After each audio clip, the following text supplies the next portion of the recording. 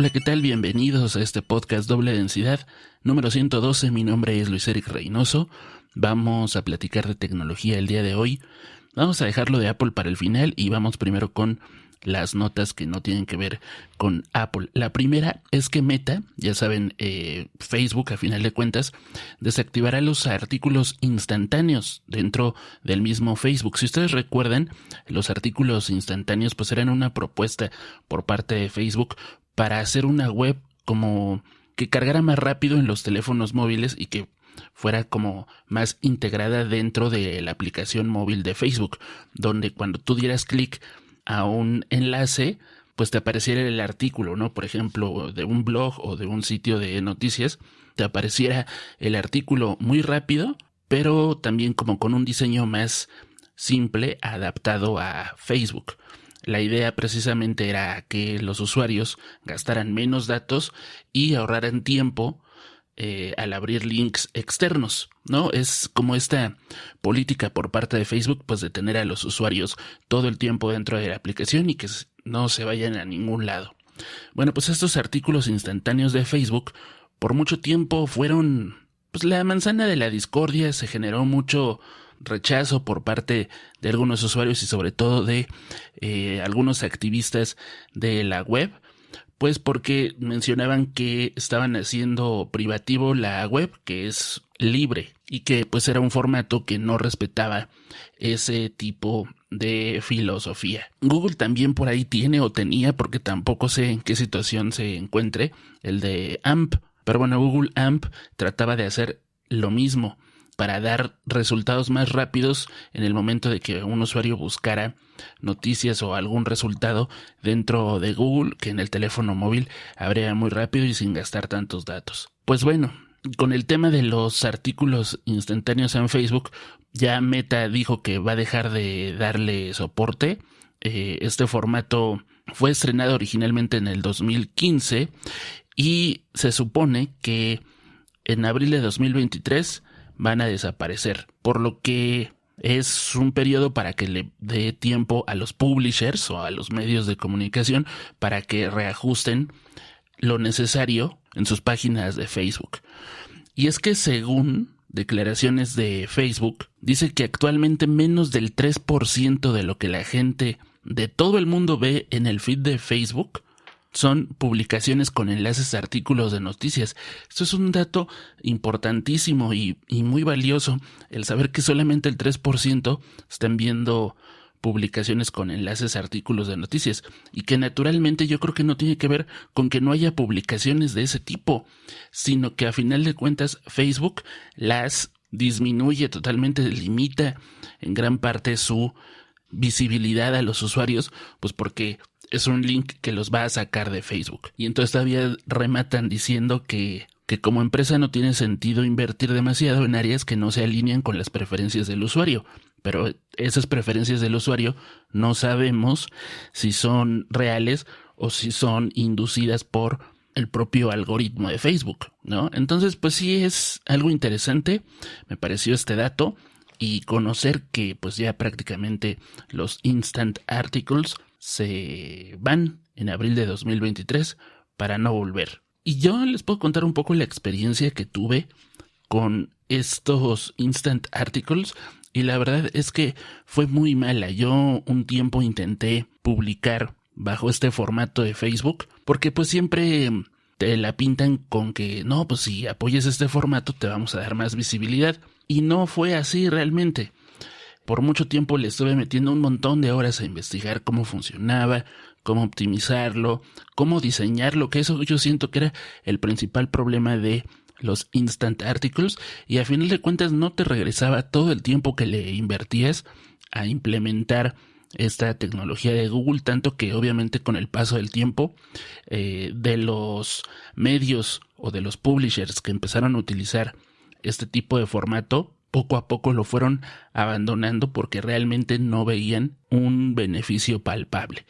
Y bueno, hablando de YouTube, pues ya se echaron para atrás. YouTube cancela su experimento de los videos en 4K solo para usuarios premium y dijo que todos deberían poder ver la máxima calidad sin la necesidad de pagar.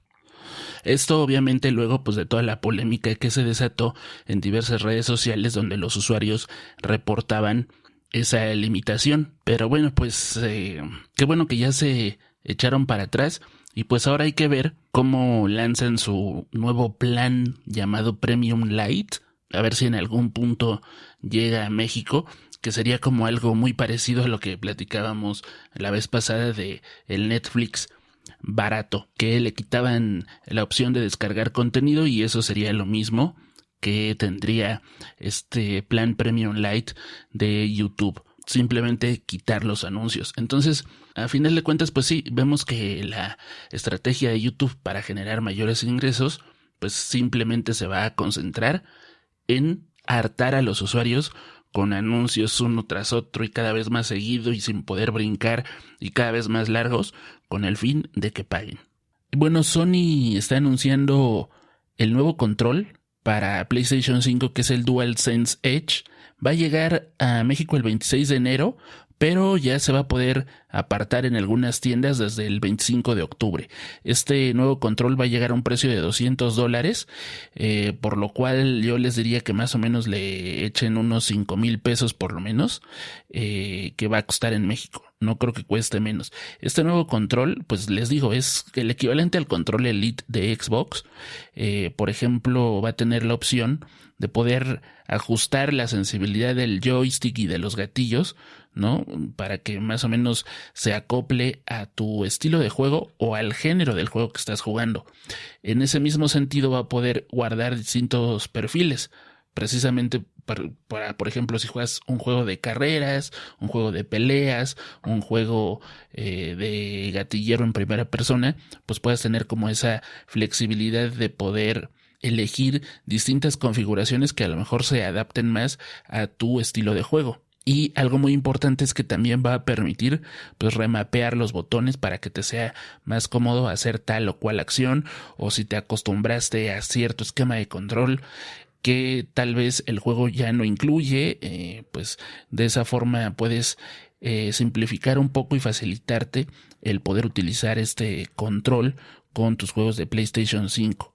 Me parece interesante este lanzamiento, les digo, pero pues también la situación es que va a estar caro, es muy parecido a lo que ofrece también el control de Xbox, el control Elite, y a final de cuentas este tipo de controles es para los jugadores profesionales, pero por ejemplo, si tomamos en cuenta que se viene la compra de Activision por parte de Microsoft, pues ya los torneos, por lo menos de Call of Duty, ya no creo que se hagan en PlayStation.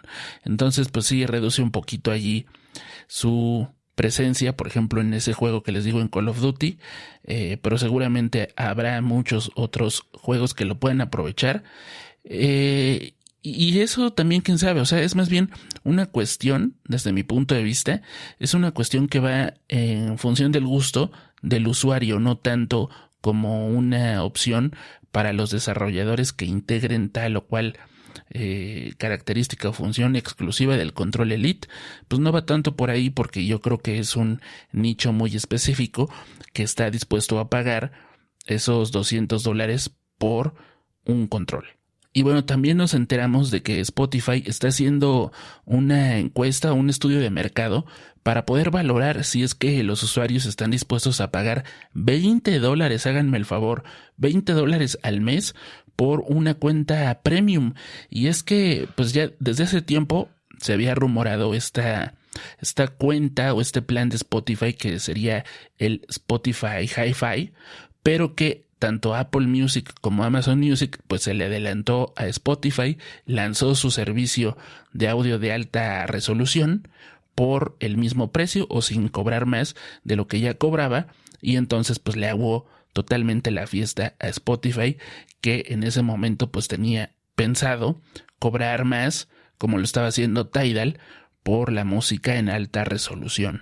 Entonces, ¿qué pasó? Pues Spotify pospuso el lanzamiento de Spotify Hi-Fi hasta nuevo aviso, y pues todo eso hasta apenas que nos enteramos de este estudio de mercado que están haciendo, que tenemos nuevas noticias con respecto a ese plan que es muy esperado por parte de la comunidad audiófila. Pero el tema es que ellos pretenden cobrar $20 al mes. Y es que no solamente va a ofrecer el servicio de música en streaming en high res o en hi-fi, no sabemos siquiera de a qué tanto le va a tirar Spotify, si la famosa calidad CD, que es 16 bits 44.100 Hz, o si le va a tirar como Apple Music, Amazon Music, como Tidal en su plan con calidad master, pues de tirarle a lo que se llama high res, que es ir más allá de la calidad del CD. Ni siquiera sabemos eso.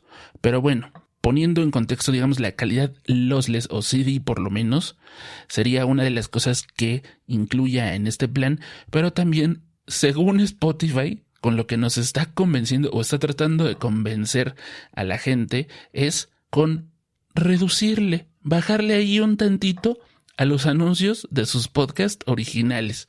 No, hombre, pero qué generosos.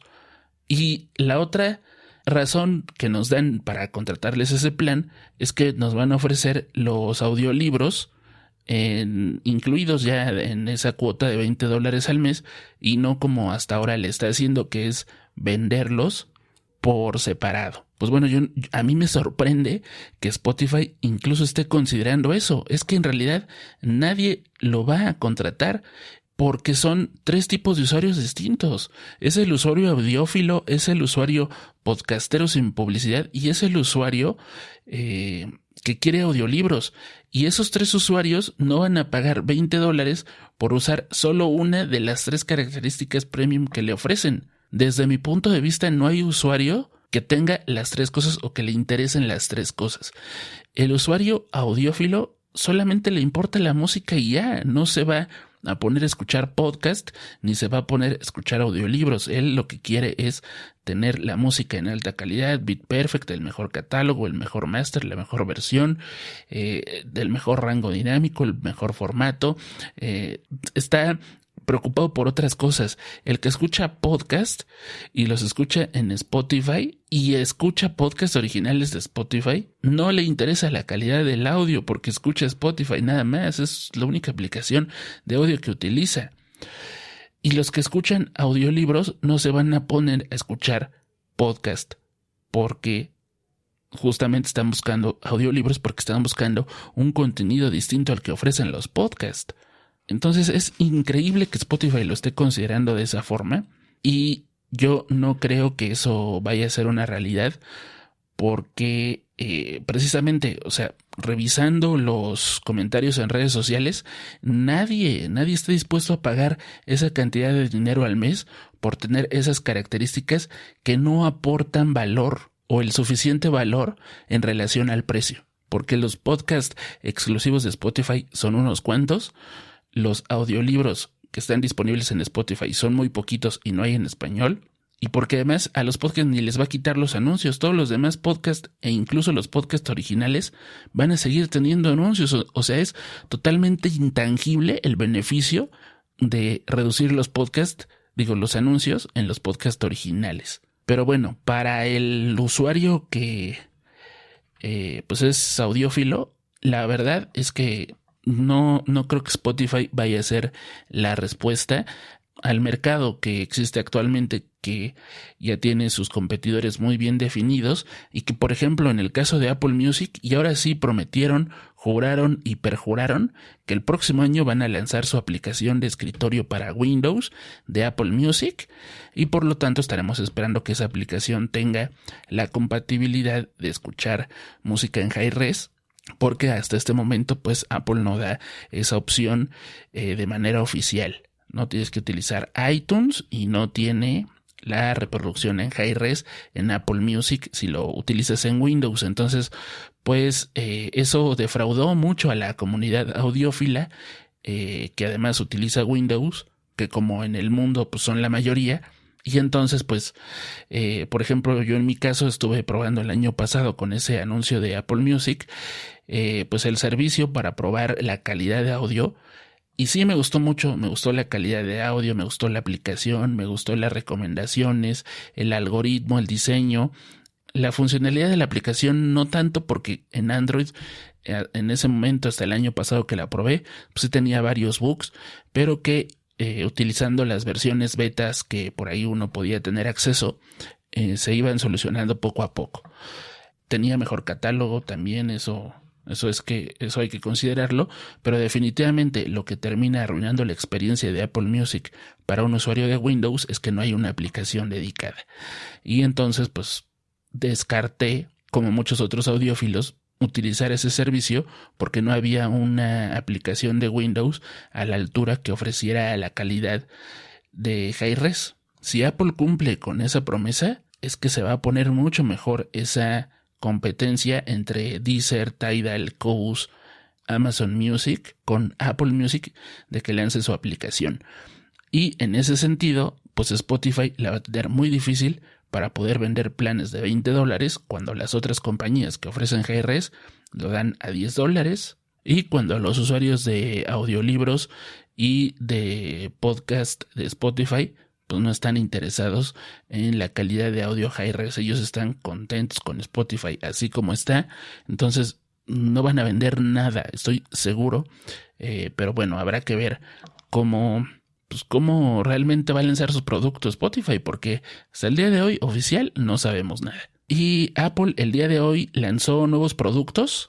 En este caso lanzó el Apple TV 4K, que va a tener un procesador más moderno, que es el del iPhone 13, que es el A15 Bionic, por lo cual pues lo va a hacer mucho más fluido, más rápido, más duradero también en cuestión de actualizaciones.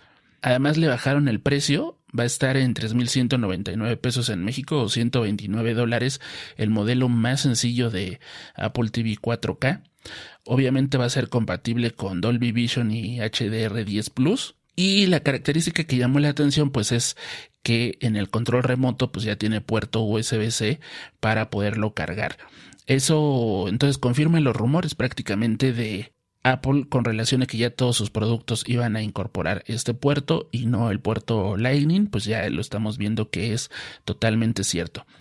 Es interesante este lanzamiento del Apple TV 4K porque se posiciona a un precio muy atractivo en el cual ya no está tan separado de los streaming stick y los set-top boxes que tienen capacidad de reproducir 4K HDR.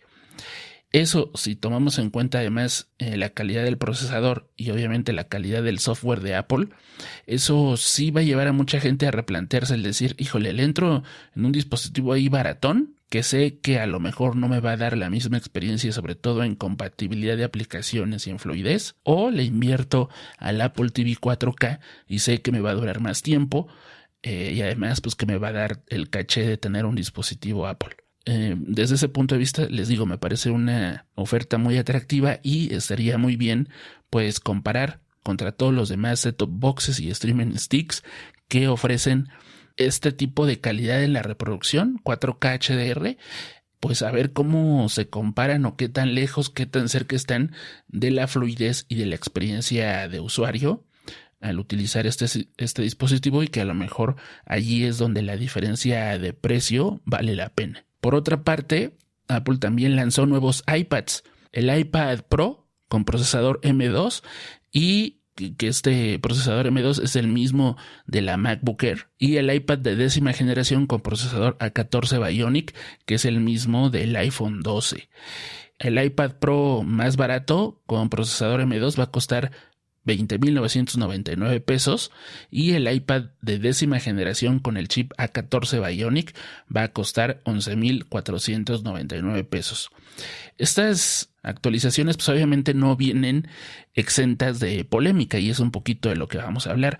Por ejemplo, en el caso del iPad Pro con M2, aquí si bien no es polémica, lo que yo estuve viendo es que pues mucha gente está entusiasmada con este dispositivo porque está ofreciendo la potencia del M2 que ya vimos en computadoras portátiles y de escritorio, pero además ya cada vez este iPad Pro pues se acerca más a una computadora portátil por dos razones. Uno, por el sistema operativo, el iPadOS 16 ya cada vez le mete más multitarea, más pues capacidades u opciones de escritorio.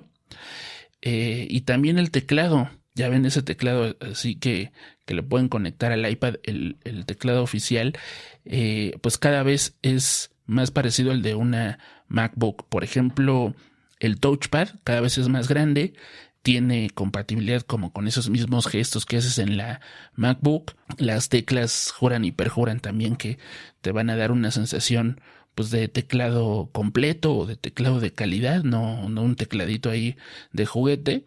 Entonces, pues ahí se combina, ¿no? El hardware y el software para ofrecerte un dispositivo muy atractivo, sobre todo en portabilidad y potencia. Ahora, ese procesador obviamente pues está llamando mucho la atención y por ahí ya se filtró el rumor de que DaVinci Resolve, este famoso editor de video profesional, va a estar disponible en el iPad Pro. Y entonces, pues uno se pregunta, ¿no? Oigan, ¿y Adobe a qué horas lanza Premiere?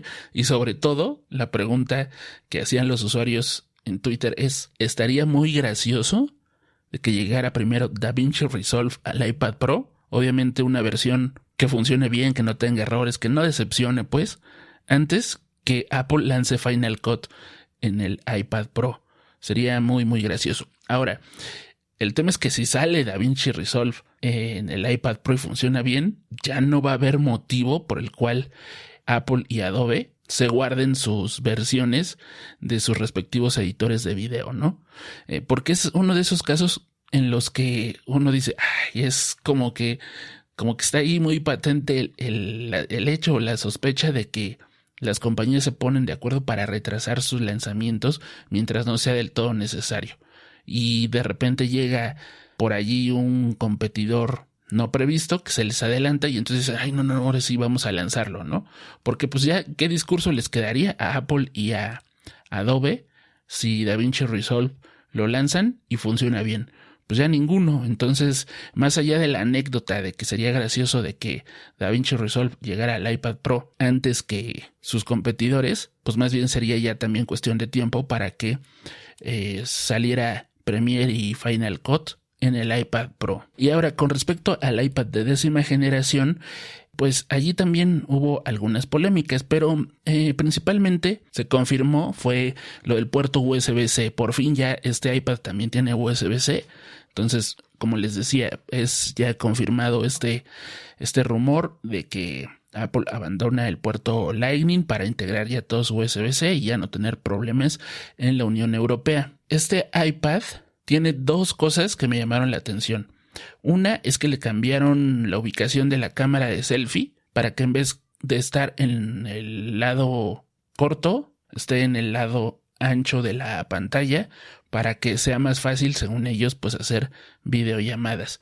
Y por otra parte está el tema del Apple Pencil, de que vas a tener que usar un adaptador para cargar el Apple Pencil de primera generación.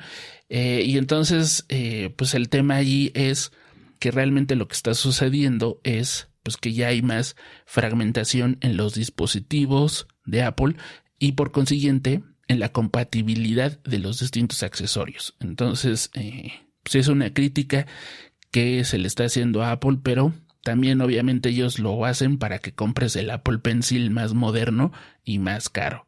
Pero bueno, pues ahí está, son lanzamientos, les digo, muy interesantes y sobre todo de que Apple sigue dando la sensación de que te ofrece productos duraderos.